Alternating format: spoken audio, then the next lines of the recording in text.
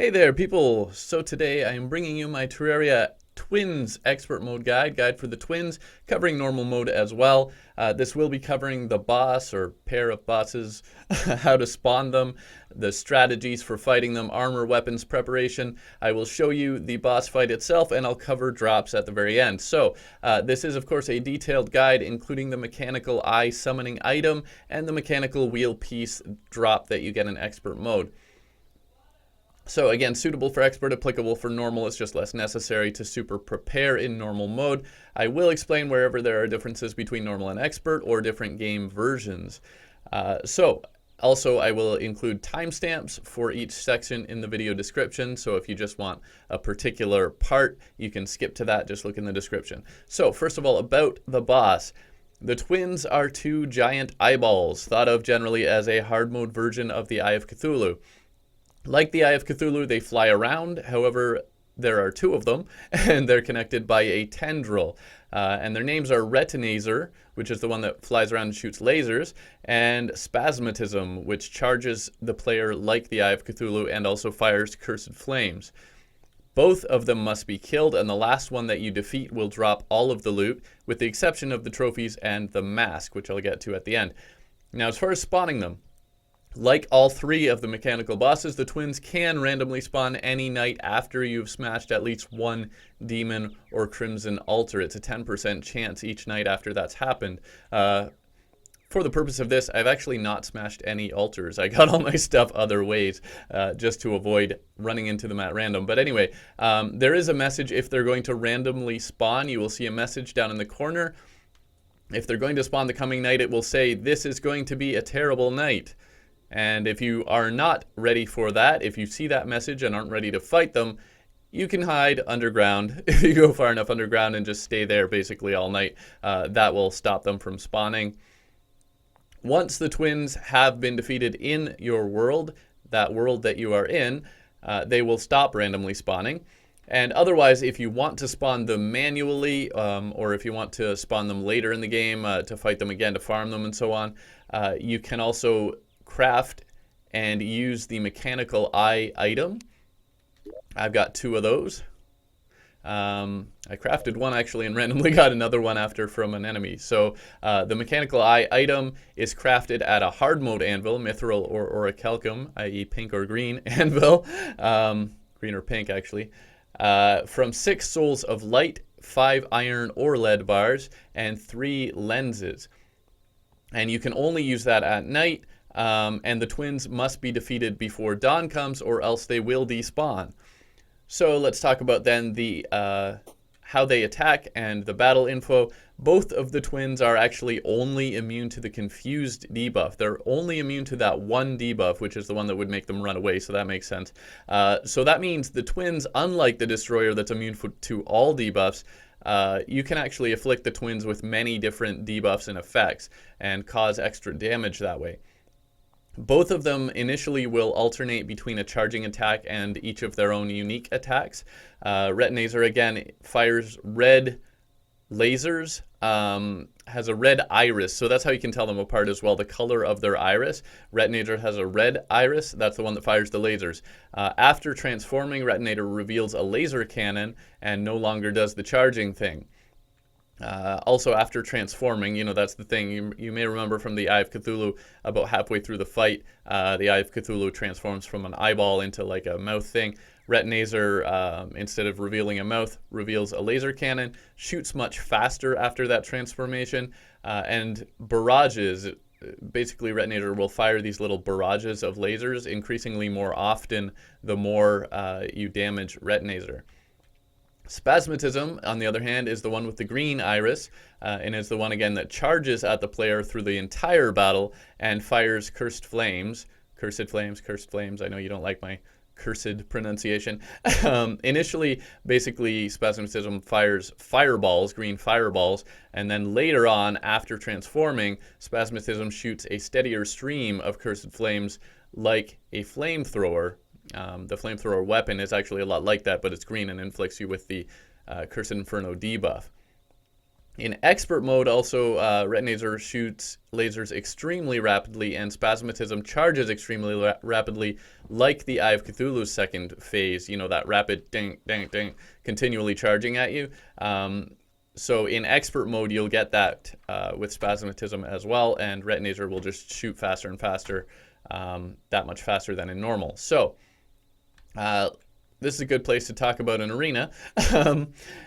It is best to avoid fighting them too close to your NPC village. You don't want your NPCs to die. The twins are not as bad about killing all of your NPCs as the Destroyer, who is notorious for that, but they can still do it. They're still quite capable of killing your NPCs. So you're going to want to be probably farther away than this, but yeah. You'll want your arena a little bit away from your NPC village. It's generally best, again, to use a long platform or bridge above the ground to help with your movement, and also to avoid other enemies and obstacles along the way. Melee users, again, may need multiple levels of platforms so that they can get close enough to attack if you're using short-range weapons. And you can do what I did, and if you've defeated one of the other mechanical bosses, I defeated the Destroyer first, you can buy the Blendomatic, that's this thing, from your Steampunker, which is this, where'd they go? I don't know, they're around somewhere. Oh yeah, Cynthia is my Steampunker, which you get after defeating at least one mechanical boss. So Steampunker can move in after at least one mechanical boss, sells the Blendomatic, and you can use that to craft Asphalt. And that's kind of the best approach, if you're going to do it on foot at least, is to have an asphalt bridge, because it lets you run really fast, as you can see. So that'll help you kind of stay away from them. And so I went with that approach here. You can also use a long minecart track. You can use platforms. You can even use a mount, like the unicorn mount is particularly good, particularly fast, and might save you some accessories, but I'll talk about that a little later. If you do want to fight them just on the ground level, ideally, similar idea, you're going to want a large, flat, open area where you're not going to bump into a wall or something, where you're going to just be able to continue running. You're going to want that continuous movement because they fly and they chase you. So unlike the Destroyer that I did last time, they're going to be up in the air, and you're basically just going to want to stay out of their way. It's also a good idea to build a house for your nurse with a bed, exactly what I've done here. So, you know, worst case, you can teleport back with a mirror. I finally completed my cell phone in this world. So yeah, you can teleport back and get a quick heal that way if you set that bed as your spawn point. And it's actually even on the updated platforms, you can go one step further as well and have a house for your Dryad, which is what I've done here. As you can see here, actually, the Dryad does that little leaf shield thing. That actually gives you a buff and inflicts a debuff on the enemies. So that can be useful, and I kind of put that sort of near the starting point here, but a little ways off, you know, because you want a little bit of time to start that out. So that's another option as well. If you're on the updated platforms, you can do the same idea for a Dryad. You don't want to put your spawn there, though. You want your spawn where you're going to get your heal. So also another thing you'll notice about my arenas here, campfires. And basically how I did that is just look where I have that, and when I get out of that range a little bit, because it's a distance around it, so a little bit past where I get out of range, and then I put another campfire. And also heart lanterns, and I was lucky enough to find a bunch of heart crystal things. I've already filled up my life, so I built a bunch of those as well, and similar idea. I just thought it looked cool to put them like in between each other, but yeah, so campfires, heart lanterns, you can even do honey for extra regeneration.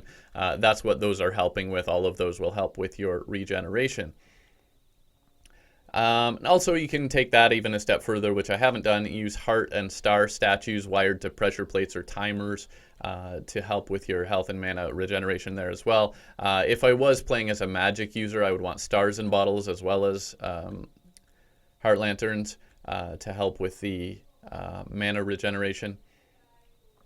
And another step further on updated platforms, if you have sunflowers nearby, that'll give you a further little movement bonus actually, and it will reduce the enemy spawns, so sunflowers can even be useful as well.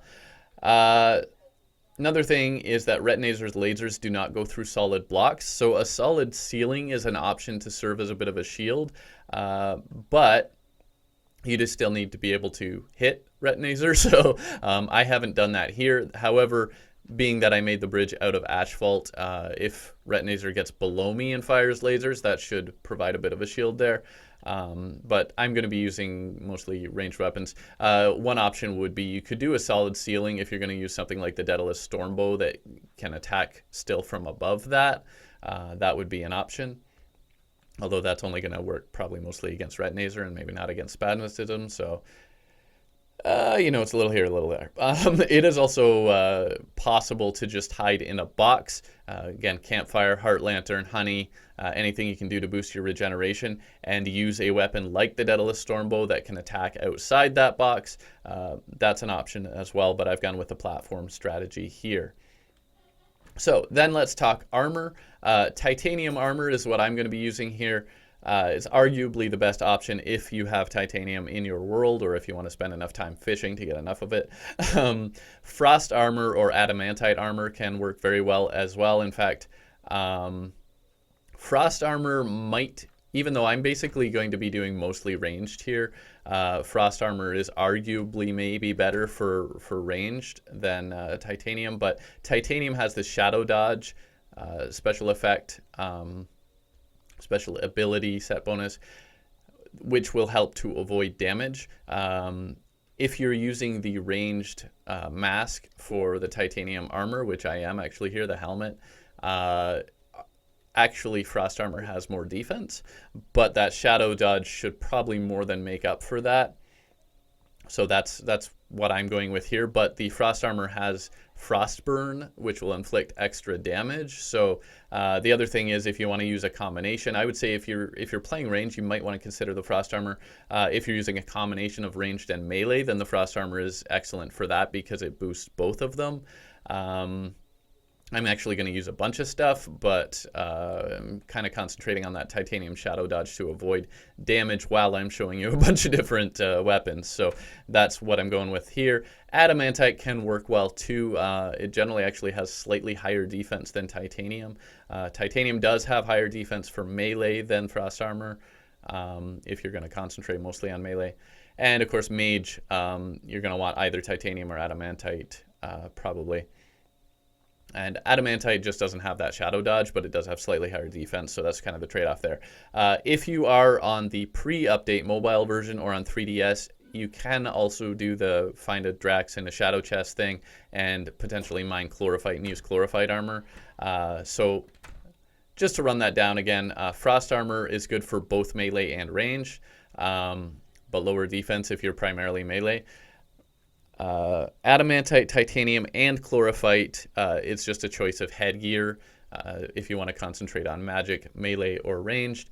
And if you are a summoner, which you can't really be at this point on 3DS, but on any other platform, if you're going to play a summoner, you'll want the spider armor, so go find yourself a spider nest and kill a bunch of black recluses until you have enough fangs. And speaking of spider armor, and playing as a summoner, I'm going to show you one quick thing here, which is if you are playing as a summoner, you're going to want the spider staff. That's almost certainly your best bet for this fight and at this stage of the game. I would go with the spider staff, and the thing about this is that if you are playing as a summoner using the spider staff, you'll want to put background walls around your arena, and this is why. You can see the spider will follow me, but here, I've got to get him back up here. There we go. If you have background walls, the spiders can climb up and down those walls, so that's another thing about your arena that you're going to want to do as a summoner. I just did a little patch of it just to show you because I don't want to spend 5 hours putting background walls in here, but if you are a dedicated summoner, that's something you're probably going to want to do because it's going to help you a lot. Because again, they're up in the air, so you need those background walls so your spiders can get up there and reach them. And I am going to be right back with other weapons. Okay, so weapons. My general recommendation is that you're probably going to want weapons that can hit from a distance because they fly and they move quickly, so hitting them from a distance is kind of the way you're going to want to go. That would certainly be my opinion. So I'll start with talking about ranged weapons. On old gen 3DS and pre-update platforms, the pre-update mobile, the Sharanga is going to be actually a good option. It's technically pre-hard mode, but it actually has that powerful debuff and transforms the arrows. You're going to want to use wooden arrows probably with it. It's going to transform those, and you can fire while moving away. So they're chasing you, and you can fire at them with the Sharanga. Should be a pretty good choice. The adamantite or titanium repeaters can also work well, particularly with holy or ichor arrows. And on the updated platforms, of course, the Daedalus Stormbow is a good option, especially with holy arrows. I'm going to show you that later. And as far as guns, as far as ammunition for guns first, actually, I would say for ammunition bullets, you're going to want either crystal bullets or ichor bullets. Of course, ichor is only available in Crimson Worlds, but those are going to be your best options there. As far as actual guns, the Uzi, the Mega Shark, the Gatligator, or the Clockwork Assault Rifle are all good options that are available on all platforms. I'm going to try out the Onyx Blaster too. It wasn't really recommended, but I'm just going to give it a shot. On updated platforms, yeah, and the Onyx Blaster is actually PC only so far. I think that'll be coming to PS4 and Xbox One soon. But otherwise, on updated platforms, you can also use the Dart Pistol and Ichor Darts. It's an option. Can work. As far as melee weapons, the Ice Sickle and Light Discs are good options that are available on all platforms. The Flying Knife might work as well. I'm going to show you the Light Discs. And on the updated platforms, the Shadow Flame Knife is also a good option that you get from the Goblin Army in hard mode, and also a good yo-yo and a yo-yo bag, so I'm going to show you that as well. So those are options on updated platforms. If you are playing a magic user, in Crimson Worlds, the Golden Shower is going to be very helpful due to the Ichor debuff and the Steady Stream. So I've got one of those, I'll show you that. Nimbus Rod I have as well is a good choice. It basically will help you inflict some extra damage by placing some of those clouds around. And the Magic Dagger can also work, I would think. I would think the Magic Dagger should work. Again, that one actually wasn't recommended, but I think that should work. On PC only for now, the Sky Fracture is a very good choice for Magic users. And on updated platforms in general, the Meteor Staff, which I did bring along, a Shadowflame Hex Doll, and or Crystal Serpent. Those are going to be good options as well. So again, summoning weapons, nothing really available on 3DS at this point in the game. But the Spider Staff is going to be your best choice with the background walls, ideally, as I mentioned earlier, so that the spiders can climb the walls and damage the twins while they're up in the air. And also, it's a good idea to have a sentry. On most platforms, that'll be the Queen Spider Staff will be the best option. On PC, after you've defeated one of the other mechanical bosses, you can also get sentries from the Old One's Army event. I'm sure eventually that'll come to other platforms. If you do have that option, then the Ballista Cane will probably be the best choice for the twins. And you can actually specialize as a sentry summoner with that Old One's Army event and update. So currently that's PC only, but if you do want to try that, you can actually use the Squire armor from the Old One's Army event and specialize to those ballistas. It boosts the ballistas further and so on. So that's actually an interesting choice if you want to try it out. So then let's talk about accessories and buffs. First of all, you're going to want to use whatever emblem for whichever class you are primarily playing to boost your damage output. So I have brought along a Ranger emblem, although it's not currently actively equipped. I'm just storing it there in my vanity slot. On pre-update platforms, you can also craft the Avenger emblem by this point in the game. So that's an option as well if you're on pre-update. Of course, you'll want wings and or good boots. I have the best options at this point are the Frozen or Leaf wings and the Lightning or Frostbark boots. So I have Frostbark boots and Leaf wings. And fast mount could also work as a substitute, as I kind of mentioned earlier. The unicorn mount from the Blessed Apple item would be a good choice, and that can work as a substitute, which might free up those slots for extra damage boosting or defense items if you want to try that approach. Cross necklace, or even better, the star veil will help with avoiding damage. Frozen turtle shell and or the export only worm scarf item will help to reduce the damage you actually take. Charm of myths, I do have one of those along as well. I was lucky enough to find a philosopher's stone while I was farming. So yeah, I have a Charm of Myths, and that is going to help with both the health regeneration, which you get from the Band of Regeneration as well, and reducing the health potion cooldown time. So I was able to combine those two, the philosopher's stone and the Band of Regeneration, got the Charm of Myths. If you are primarily using, or you know, in large part using arrow-based weapons, you'll want the Magic Quiver.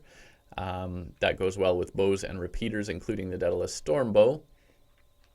And for melee users particularly, although it can help others as well, the Ankh Shield, if you're able to get all the stuff for that, or even the Obsidian Shield or the Cobalt Shield, those will reduce your knockback. They can help non-melee users, but primarily that's going to help melee users a lot. Also, the Moon Charm can be very helpful, again, particularly for melee users. It can be a little bit of a boost for others. Magic users will likely want the Magic Cuffs or the Celestial Cuffs to help restore mana. Magic users on pre-update platforms can also consider the Celestial Emblem, because again, you get the Avenger Emblem, you can combine that to get the Celestial Emblem, which you can't do yet at this point on updated platforms until you defeat all 3 mechanical bosses. But if you are on updated platforms and you are also in a corruption world and you still have space after all those other things I listed, you might also consider the Putrid Scent. That'll give you a little bit of a damage and critical strike boost. And as always, make sure to reforge your weapons and your accessories to get a good modifier. So for accessories, Menacing is the way to go if you want damage output, or Warding for defense. On Expert, I always said Menacing before, and I've decided to go Warding to boost the defense, because my primary issue is mostly surviving. So it's a debate. It's always a debate whether to go Menacing or Warding. So I'll leave that up to you, but Expert particularly, you may need the extra survivability. And also there are little boosts you can do for different classes by using specific things. I don't have a sharpening station. You'll want a sharpening station as a melee user. You can find those in the underground jungle. I don't have one in this world, didn't bother bring one from another world. The ammo box is the best thing for ranged. It'll just reduce your ammo usage, so although I will be doing ranged, I'm not that worried about my ammo usage. Crystal Ball, which you get from the wizard, is going to give you a boost for magic, and the Bewitching Table will give you a boost for summoning weapons and for summoners. Basically lets you do an extra minion there. You know what? This is why I have one of these. If I can survive long enough to use it. There we go. We'll just fast forward through that solar eclipse. So as I was saying, the Bewitching Table will give you an extra minion, which will definitely help if you're a summoner. But even if you're not a summoner, that will actually help. You can, of course, still use minions. So you can find the Bewitching Table in the dungeon, or you can wait until you're in hard mode. After you get your wizard, then your witch doctor will also sell the Bewitching Table, and that's going to be a big help. So, you know what's really funny there? I had that solar eclipse happen. I went and used my enchanted sundial, which is updated only, by the way, to try to skip that day. Next day started another solar eclipse. Can you believe that? Waited that out, and then night came, hung out up here. These birds flew in the bottom through the platforms. Now my house is a birdhouse. Anyway, let's talk about the rest of the buffs. So food for the well-fed buff is going to be actually pretty important. If you're in expert mode, it's going to help you even in normal as well. And of course, potions can give you a big extra edge. So let's talk about potions. Iron Skin, Regeneration, Endurance, and Life Force potions will help with surviving the fight. swiftness for mobility. You can also use gravitation and or feather fall for maneuvering, and that can help with avoiding having to have an arena as well if you want to avoid the arena. And rage or wrath for general damage boost, archery for arrow-based weapons. Melee users will want to use Flasks, Ichor in Crimson Worlds, or Cursed Flames in Corruption Worlds. Ale or Sake can also help melee users boost their damage output, but it lowers the defense, so that's a trade-off. For magic users, you're going to want the mana regeneration and magic power potions, and summoners are, of course, going to want the summoning potion. So I actually have a lot of those here, and so, you know, I'm looking for every edge that I can get. But let's talk strategies then. It's best to start the battle as close to nightfall as possible. Nightfall is 7:30 in game time. As soon as you, the sooner you start it after night falls, the more time you're going to have. So to maximize the time available, because you have to defeat them by dawn, do that as close to 7:30 p.m. as possible. All you need is a watch that you can craft. I've got the cell phone at this point. I've combined all the things in the cell phone. But watch was one of those components, and that's the one that gives you the time. So that, and you're also going to want to be very mobile to avoid the lasers, the cursed flames, and the charges, of course, when they charge at you. So again, that's where things like Ashvault, boots, wings, and a mount, any of those can come in and boost like the swiftness, as I mentioned. Anything you can do is going to help you there as well. It is best to focus on killing one of the twins first, ideally probably Spasmatism, the green eye, because if you kill one of them first, then only one transforms at a time. You have you can try to keep the initial form of the other one as long as possible, and if you kill Spasmatism first, you can deal with those charges, and then Retinazer will only be left, and you can kind of deal with the being shot at part after that, or you can take it the other way. You can kill Retinazer first and kill Spasmatism last, whichever works best for you. So I am now going to, my nurse has respawned, thankfully, and actually my truffle got murdered during the night as well. So anyway, I'm just going to wait until night falls, and then I'm going to show you the battle. All right, I'm finally ready. I had a little problem with getting Kayla the nurse back in the house there, but I'm going to want these buffs. I'm going to want my buff potions. And, yeah, actually, I need to manually use my flask there, it would seem. I'm also going to want my spiders. Let's see. Yeah, I think I got 3 of those now. And I think we're ready to go. I'm actually going to start with the melee weapons, just to show you. Now, the strategy, actually, with the yo-yo would be to run and keep them at the edge, kind of like that. But the other way. Similar idea probably with the light discs.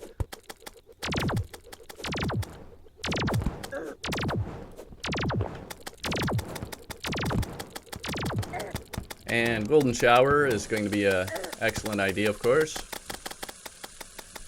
I'm going to try to concentrate on Spasmatism. Meteor Staff.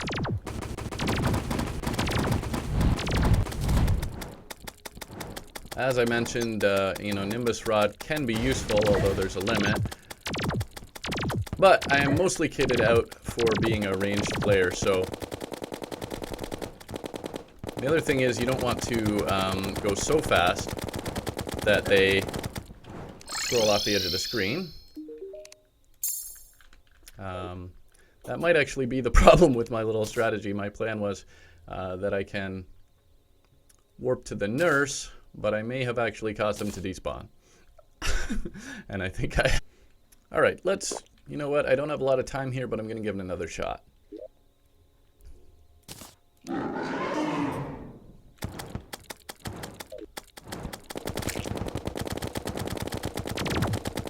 using Ichor bullets here.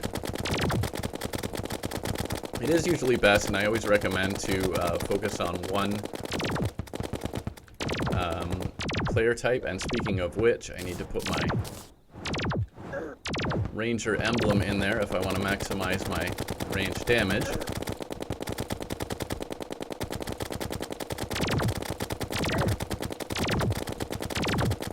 Probably what I'm going to want to do is if I start to get to the point, yeah, kind of like now, where I think I might end up needing a heal. Try to get to the other side. Turn back, essentially. Yeah, I've got Spasmatism to transform there now.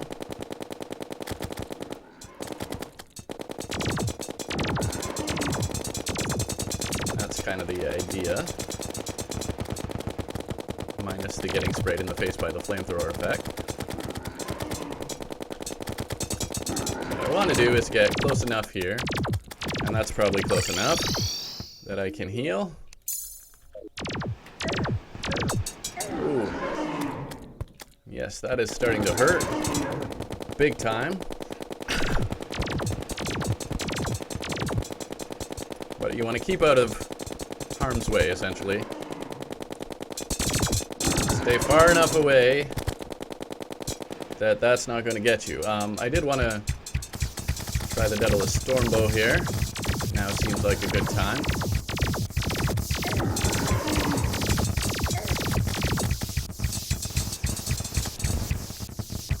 And yes, I got Spasmatism out of the way.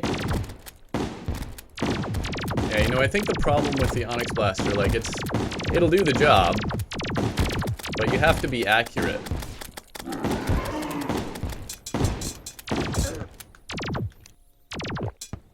Which itself is kind of almost a problem, but... And you'll notice, actually, that having that solid platform, those lasers are actually going into there instead of hitting me directly.